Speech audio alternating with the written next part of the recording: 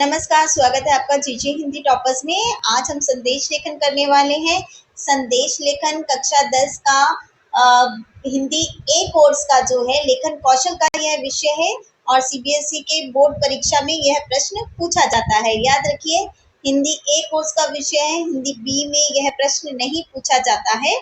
तो संदेश का अर्थ हम जानेंगे, संदेश किस तरह से लिखा जाता है, उसका प्रारूप यानी फॉर्मेट क्या होता है, वो हम आज की कक्षा में जानेंगे। सबसे पहले हम संदेश का अर्थ जान लेते हैं कि वह क्या होता है। संदेश को अंग्रेजी में मैसेज कहते हैं और संदेश लेखन का अर्थ अंग्रेजी में मैसेज राइटिंग हो गया। कोई व्यक्ति जब आपके साथ ना हो, आपके पास ना हो, दूर हो और उससे हमें बात करनी हो या उसे अपनी बात पहुंचानी है तो कैसे पहुंचाएंगे उस तक? तो संदेश लिखकर ही तो पहुंचाते हैं। यही होता है संदेश लेखन। अब पढ़ लेते हैं। जब कोई व्यक्ति किसी व्यक्ति के सामने ना हो और उसे उस व्यक्ति को कोई बात या विचार लिख कर बताना हो, या दूसरे शब्दों में हम कहें कि हमें लिखित भाषा में कोई महत्वपूर्ण बात, कोई सूचना या समाचार किसी दूसरे को देना होता है, उस प्रक्रिया को हम संदेश लेखन कहते हैं। लिखित माध्यम से अपनी बातों को दूसरे के सामने व्यक्त करने की प्रक्रिया संदेश कहलाती है। ये तो हो गया संदेश। अब संदेश विभिन्न प्रकार के होते हैं, उनमें से कुछ मुख्य प्रकार ये हैं। शुभकामना संदेश, जैसे नववर्ष की शुभकामनाएं, दीपावली की शुभकामनाएं, इस तरह के संदेश। बधाई संदेश, किसी के साथ कुछ अच्छा हुआ है, जैसे इस सफलता मिलने पर तुम्हें बहुत बहुत बधाई हो, इस तरह के संदेश। या फिर त्योहार, उत्सव, पर्व, मेला से संबंधित संदेश ये भी आते हैं। दुखद या शोक संदेश, किसी के साथ कुछ गलत हो गया है तो उससे दुख व्यक्त करते हुए हम संदेश लिखते हैं। सीबीएसई की जो बोर्ड परीक्षा होती है उसमें से जितने भी आज तक प्रश्न आए हैं वो इन्हीं चारों विषय में से आए हैं। इनके अलावा तो आज तक अभी तक कोई भी प्रश्न आया नहीं है, तो हम अपना पूरा ध्यान इन्हीं विषयों पर केंद्रित करें तो अच्छा रहेगा। संदेश लिखने का के महत्व यानी इम्पोर्टेंस क्या होती है वो हम देख लेते हैं। संदेश समाज को आपस में एक दूसरे से जोड़ने का काम करता है, यह बात बिल्कुल ठीक है। दूसरा है, संदेश द्वारा हम अपनी भावनाओं को एक दूसरे से साझा का मतलब होता है शेयर करना, साझा करते हैं और दूसरे की भावना को समझते हैं, यह भी बिल्कुल सही बात है। फिर तीसरा है, संदेश लिखने का प्रचलन बहुत पुराना है। यहाँ तक कि पहले के समय में संदेश लेखन का प्रचलन बहुत अधिक था, यह भी बात बिल्कुल ही सही है। पहले समय में व्हाट्सएप नहीं था, ईमेल नहीं था, टेलीफोन नहीं था, तो जो लोग हमसे दूर रहते थे उनसे बात करने का जरिया संदेश लेखन ही था। लोग पत्र द्वारा अपना संदेश दूसरों तक पहुंचाया करते थे। अब संदेश लिखते समय हमें किन किन बातों का ध्यान रखना चाहिए? जब भी हम अपने परीक्षा में संदेश लिखेंगे तो किन बातों का हम ध्यान रखेंगे वो हम देख लेते हैं। पहली बात है, संदेश लेखन जो है, यहाँ पे 2 बार आ गया, मैं लेखन एक बार काट देती हूँ। संदेश लेखन सरल शब्दों में होना चाहिए। सरल शब्द आसान शब्दों में आपको लिखना चाहिए ताकि पढ़ने वाले को आसानी से समझ आ जाए।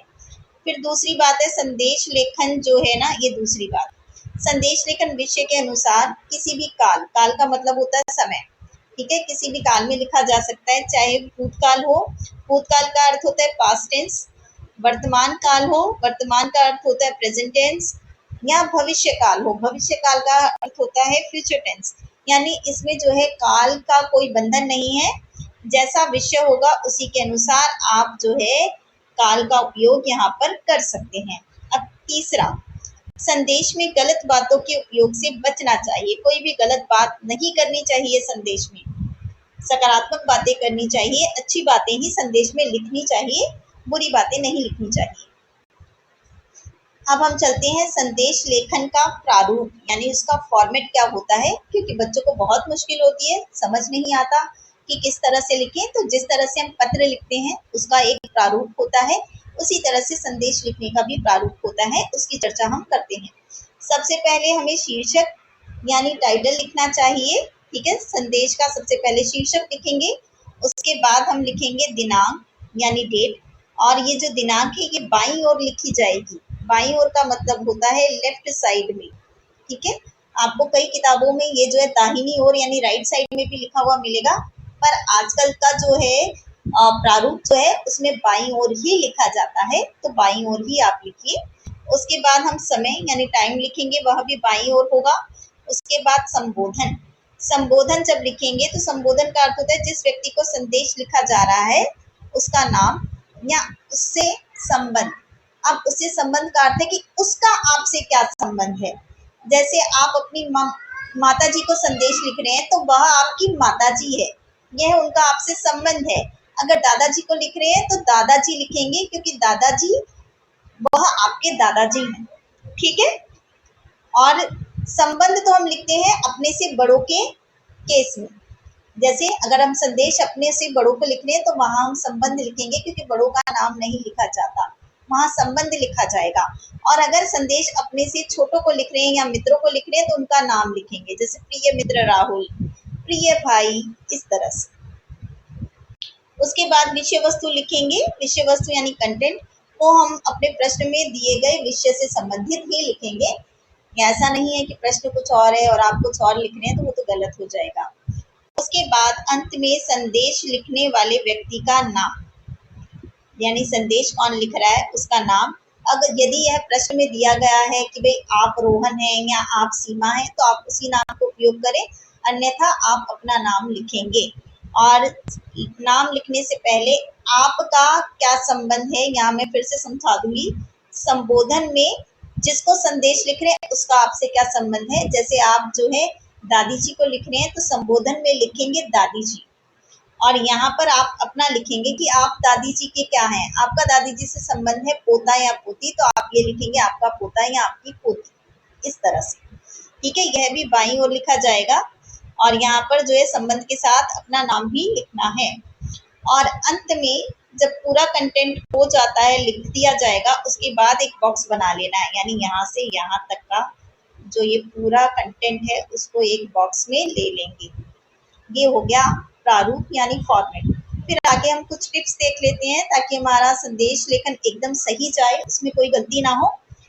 तो टिप्स ये है कि जब हम संदेश का शीर्षक लिखेंगे तो वो लाइन के बीच में लिखें और आकार में बड़ा, थोड़ा बड़ा बड़ा लिखें तो वो दिखने में भी अच्छा लगेगा और पता भी चल जाएगा कि ये किस पर लिखा गया है। दूसरा, दिनांक और तिथि जो है वो इस तरह से लिखी जानी चाहिए, यानी महीना जो है वो हिंदी में, बाकी वर्ष और दिनांक जो है वो अंकों में लिखी जानी चाहिए। अगर आपको नहीं लिखना आता तो मैं कहूँगी आप दिनांक, जैसे ये महीनों के नाम होते हैं, कई बच्चों को नहीं लिखने आते, तो आप कोई भी एक महीना ले लीजिए, उसकी वर्तनी का अभ्यास कर लीजिए और जब भी कोई भी संदेश आए आप वही दिनांक जो है उसमें लिख दीजिए, ये चलता है। उसके बाद समय का भी एक फॉर्मेट होता है, प्रारूप होता है। समय हम इस तरह से लिखेंगे, जैसे प्रातः मैंने 10 बजे लिख दिया है तो ये भी आपको इस तरह से लिखना है। अब समय कब कहाँ कैसे लिखेंगे वो मैं आपको समझा देती हूँ। देखिए, सुबह 11 बजे तक का समय प्रातः कहलाता है। 11 बजे तक का समय मतलब आप 11 भी ले सकते हैं, 10, 9, 8, 7, इस तरह से। तो ये जो सुबह का समय होता है इसे प्रातः बोला जाता है। और दोपहर 12 से 3 बजे तक का समय मैं फिर से यहाँ पे दिखा देती हूँ, 1 मिनट, हाँ जी 1 सेकेंड। दोपहर 12 से 3 बजे तक का जो समय होता है उसे अपराह्न कहते हैं। शाम 4 से 6 बजे तक का समय सायं, और 7 बजे के बाद का जो समय होता है रात का, उसको रात्रि कहते हैं। तो ये है, आपको ध्यान रखना है समय लिखते समय ये किस तरह से लिखे जाएं। और मैं तो यही सलाह दूंगी, आप जो है कोई भी, जैसे मैंने प्रातः 10 बजे ले लिया है, मैं तो कोई भी संदेश होता है यही समय लिख देती हूँ, क्योंकि संदेश जो है लिखने वाले पर निर्भर करता है कि वो किस समय लिखे।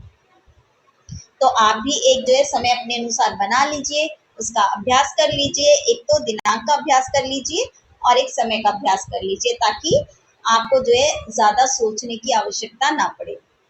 अब संबोधन लिखते समय हमें किन बातों का ध्यान रखना चाहिए वो मैं बता देती हूँ। देखिए, संबोधन लिखते समय क्या करना चाहिए, यदि हम संदेश अपनों से बड़ों को लिख रहे हैं तो बड़ों के लिए आदरणीय शब्द का हम उपयोग करते हैं, जैसे आदरणीय दादाजी, आदरणीय नानी जी, आदरणीय पिताजी, इस तरह।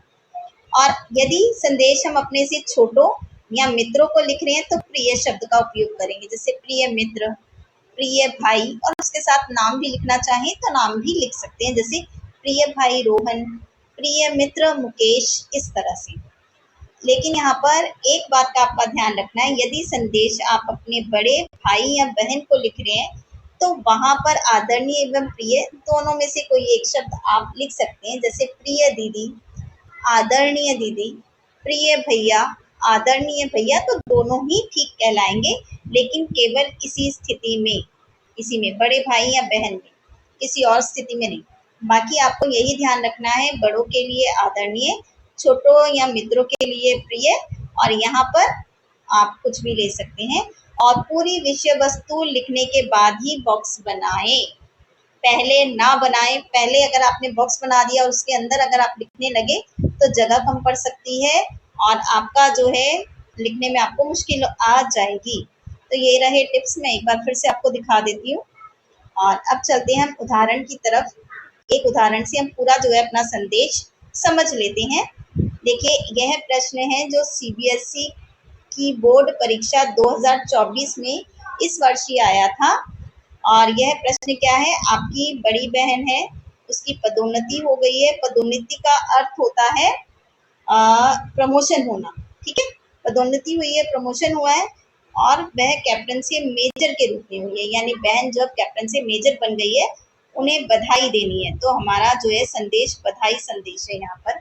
और ये रहा हमारा प्रारूप। प्रारूप यानी कैसे कैसे हमें लिखना है, अब हम इसी के अनुसार लिखेंगे। तो सबसे पहले है शीर्षक। देखिए शीर्षक क्या है, बधाई देते हुए, तो हमारा बधाई संदेश ये हो गया शीर्षक। उसके बाद है दिनांक, तो ये रही हमारी दिनांक, ठीक है। उसके बाद है समय, तो ये रहा हमारा समय, प्रातः 10 बजे, मैं तो यही समय लिखती हूँ। इसके बाद हमें एक लाइन छोड़ देनी है इस तरह से, ठीक। अब संबोधन, संबोधन ये रहा। तो संबोधन किसको लिखना है जी, बड़ी बहन को, तो बड़ी बहन को हम बोलेंगे प्रिय दीदी। उसके बाद है विषय वस्तु, ये देखिए विषय वस्तु, तो विषय वस्तु क्या है, हमें पदोन्नति बताना है और कैप्टन से मेजर बनना है, यह हमें दिखाना है। अब ये सारी बातें जो है हमें अपने इसमें दिखानी है, हमें संदेश में लेनी पड़ेंगी ये बातें, पदोन्नति वाली भी और ये कैप्टन से मेजर वाली बात भी हमें अपने संदेश में दर्शानी है, तभी हमारा संदेश ठीक बनेगा। जब से मुझे यह समाचार मिला है कि आपकी पदोन्नति हो गई है, आ गया जी पदोन्नति, मैं बहुत ही प्रसन्न हूँ। अब 2-4 लाइनें हमें अपनी ओर से भी बनानी है।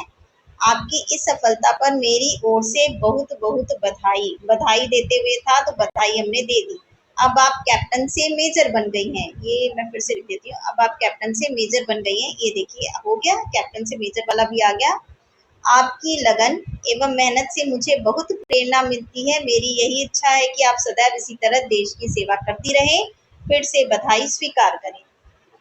हमने जो है प्रश्न में दी हुई सारी बातें इसमें डाल दी हैं और 2-3 वाक्य अपनी ओर से बना लिए हैं। क्या हो गई हमारी विषय वस्तु। अब उसके बाद एक लाइन छोड़ेंगे। अब आपका संबंध क्या है बहन से, आप भाई हैं तो भाई, बहन है तो बहन भी आप लिख सकते हैं, ठीक है। और नीचे आप अपना नाम लिखिए, अन्यथा क ख ग लिख लीजिए, वो भी ठीक होगा। और फिर एक इस तरह से बॉक्स बना लीजिए। तो ये आपका हो गया संदेश लेखन। अब यह तो मैंने बिल्कुल टाइप कंटेंट आपको बता दिया, कॉपी में यह कैसा लगेगा वो भी मैं आपको दिखा देती हूँ। ये देखिए प्रश्न वही है और ये मैंने कॉपी में लिखा हुआ था, वो मैं आपको दिखा देती हूँ। ये लीजिए बड़ा करके दिखा दिया मैंने। पहले ये हो गया हमारा शीर्षक, बड़ा बड़ा मैंने लिख दिया तो ये अच्छा भी लग रहा है। उसके बाद दिनांक, फिर समय, एक लाइन छोड़ दी है। उसके बाद संबोधन यानी प्रिय दीदी, और फिर जो है हमारी विषय वस्तु, ये रही विषय वस्तु। इसमें वही बातें आ गई हैं, पदोन्नति हो गई है, बधाई दे दी, आपको बहुत बहुत बधाई, कैप्टन से मेजर बन गई है, ये है हमने बता दिया है, और ये तीनों बातें हो गई हैं। उसके बाद यहाँ पे विषय वस्तु खत्म है, एक लाइन छोड़ दी, हमने संबंध लिख दिया, आपका भाई, अगर बहन है तो आपकी बहन आप लिखें, ठीक है। यहाँ नीचे जो है क ख ग लिख सकते हैं या फिर अपना नाम भी लिख सकते हैं, चाहे कोई भी नाम हो, राहुल हो, मुकेश हो, सीमा हो, आप लिख सकते हैं। और उसके बाद फिर देखिए मैंने इसको पूरे इसको जो है संदेश को एक इस तरह के डब्बे में ले लिया है। तो ये हो गया हमारा संदेश लेखन। तो मुझे उम्मीद है आपको जो है संदेश लेखन क्या होता है, किस तरह से लिखा जाता है, कौन सी बातें ध्यान रखनी है, उसका प्रारूप क्या होता है, यह आपको समझ आ गया होगा। और आने वाले दिनों में मैं अलग अलग विषयों पर और भी संदेश लेखन लेकर आऊंगी, लेकिन तब जो है डिटेल में नहीं बना पाऊंगी, सिर्फ आपको विषय के अनुसार लिखना ही बता पाऊंगी। यदि आपको जो भी मैंने समझाया यहाँ पे वह समझ में आ गया है और आपको लगता है कि आपको जो है जीजे हिंदी टॉपर से आपकी जो है हिंदी की परीक्षा की तैयारी में मदद मिलेगी, तो आप इस चैनल को सब्सक्राइब कर लीजिए। और यदि आपको नहीं समझ में आया या आपका मन ना करे तो कोई ज़बरदस्ती नहीं है, आप ना करें तो भी ठीक है, लेकिन कर लेंगे तो ज़्यादा अच्छा रहेगा। और यदि यह वीडियो अच्छा लगा है तो इसे लाइक करें, दोस्तों के साथ शेयर करें और अपने कमेंट करके आप जो है कमेंट करके मुझे अपने सुझाव ज़रूर दें। तो फिर मिलते हैं अगली कक्षा में, तब तक के लिए धन्यवाद।